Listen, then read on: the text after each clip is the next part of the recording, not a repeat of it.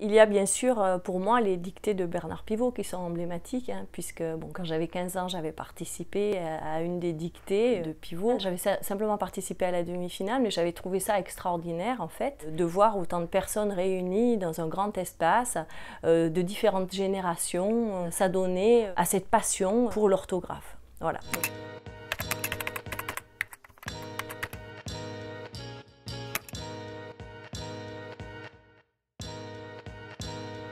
Je suis agrégée de lettres classiques, je suis docteur en langue et littérature française et je suis, depuis 2014 exactement, maître de conférence à la faculté des lettres de Sorbonne Université, donc l'ex-Paris 4, où j'enseigne la grammaire et la stylistique. Faire un recueil de dictées était un désir très fort pour moi. Il s'agissait principalement de mettre dans le recueil des textes littéraires appartenant à la littérature contemporaine et voire extra-contemporaine.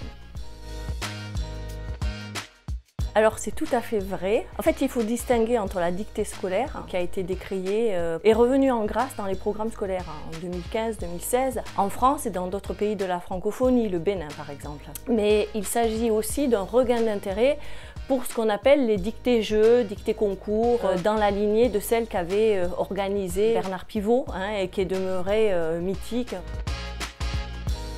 J'y vois deux raisons principales. D'une part, on est dans un monde où on n'a jamais autant écrit, puisque les nouveaux médias favorisent l'écrit, et l'écrit donc du coup n'est pas du tout relégué dans le passé, il est éminemment moderne. Il y a une véritable inflation des écrits d'écran, avec les courriels, avec les réseaux sociaux, les blogs, les forums, les plateformes d'écriture collaborative comme Wattpad. Ces écrits d'écran agissent comme un véritable éveilleur de conscience auprès des scripteurs qui se rendent compte qu'il faut écrire correctement en fait, pour se faire comprendre. Il n'y a qu'à voir en fait les réactions assez violentes sur la toile dès qu'un scripteur fait des fautes d'orthographe. Alors, non pas que cette violence soit cautionnée bien sûr, mais elle dit quelque chose du fait que il faut absolument faire attention à ce qu'on écrit parce qu'on respecte son destinataire et que donc il faut toiletter son texte pour se faire bien comprendre, bien entendre. L'autre raison, je crois, c'est parce qu'en fait, on a besoin de partage. Je vois tout à fait ça auprès du public de la dictée de la Sorbonne. Quand les étudiants s'inscrivent, ils s'inscrivent souvent en groupe. Il y a donc ce plaisir d'apprendre en amusant, tout en partageant quelque chose.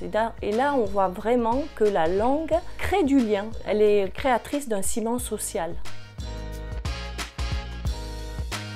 La langue française, moi je la célèbre tous les jours puisque je l'étudie, je l'analyse avec mes étudiants. Donc forcément, pour moi, il est important de célébrer la langue française. Je crois surtout qu'il est important de cultiver la diversité, mais pour bien cultiver la diversité, il faut cultiver la singularité aussi. On le voit tous les jours à travers la langue commerciale. L'anglais fait des incursions très nombreuses dans la langue française. Si on va puiser dans les langues étrangères, quand en français il y a des vides lexicaux qu'il s'agit de combler, pourquoi pas? Mais quand le mot existe en français, eh bien, il vaut mieux privilégier le mot français. La langue française, c'est une langue qui est riche, qui est pleine de surprises. Je pense qu'il est important de célébrer cette richesse au cours donc de la semaine de la langue française et de la francophonie, et puis surtout de rappeler à tous ces utilisateurs à quel point on utilise une langue qui est si belle. La maison d'édition Debook célèbre la langue française, du moins elle la sert depuis plus de 140 ans, notamment avec le bon usage de Grévis dès 1936. Cet éditeur sert la langue française mais aussi accompagne ses évolutions avec le souci constant, et le recueil de dictées, les 300 dictées d'écrivains en est l'exemple, de rajeunir en fait l'approche de la langue française dans cette idée de partage que j'évoquais tout à l'heure. Ce recueil se compose de 4 parties. La première, 45 dictées journalistiques qui sont puisées dans des quotidiens ou des périodiques de langue française. J'ai veillé à varier les supports, bien sûr, mais aussi les thématiques de ces textes, puisqu'il s'agit de thématiques linguistiques, sociétales, scientifiques ou économiques, en prise avec le monde contemporain, donc susceptibles d'intéresser le lecteur. La deuxième partie regroupe de nombreux textes littéraires, donc donc ils sont puisés aussi bien dans le répertoire de la littérature classique, Molière, Victor Hugo, Rousseau et bien d'autres, mais aussi dans la littérature contemporaine et extrême contemporaine, puisqu'on y trouve les textes d'auteurs tels que Marie Dariussec, Marie Ndiaye, Laurent Mauvinet ou encore Arnaud Bertina qui parrainent la dictée Facebook qui sera diffusée durant la semaine de la langue française et de la francophonie. La troisième partie est consacrée aux dictées grammaticales qui se concentrent sur les erreurs les plus récurrentes, principalement les erreurs d'accord.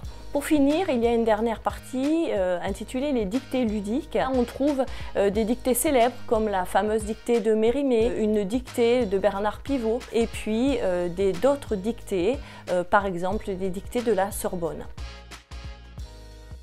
Il est prévu 100 podcasts pour les dictées. Ces dictées sont d'un calibre moyen et de difficultés variées pour permettre à tous de s'exercer selon leur rythme, selon leur goût et selon leurs impératifs.